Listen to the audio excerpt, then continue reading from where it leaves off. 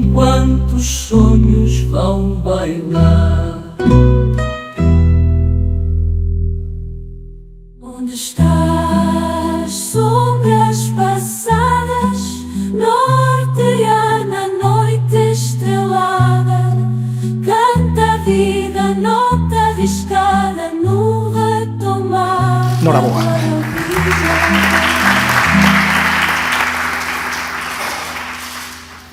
No mediodía dunha tarde de finais de novembro, nun hospital público, meu pai inhalaba o seu último alimento terrestre.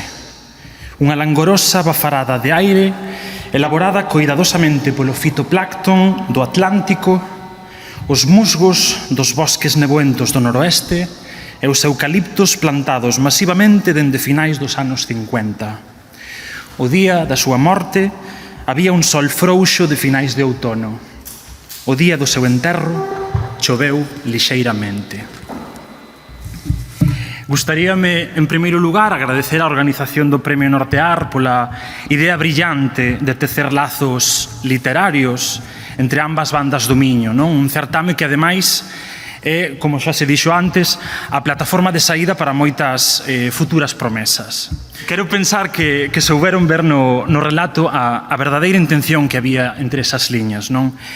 Unha carta de amor imposible e ridícula que eu enviei a un pai morto.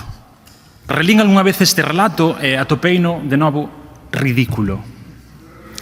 Afortunadamente, foi un portugués, Fernando Pessoa, que se me apareceu unha vez en soños e recitoume un dos seus poemas e di así: todas as cartas de amor son ridículas.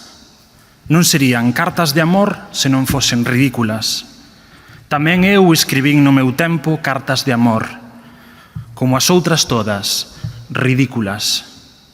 As cartas de amor, se hai amor, teñen que ser ridículas. Mais ao final, só as persoas que nunca escribiron cartas de amor son as que son ridículas. Quen me dera volver ao tempo no que escribía, sen sabelo, cartas de amor ridículas. O certo é que hoxe son os meus recordos desas cartas de amor os que son ridículos. Obrigado, moitas grazas.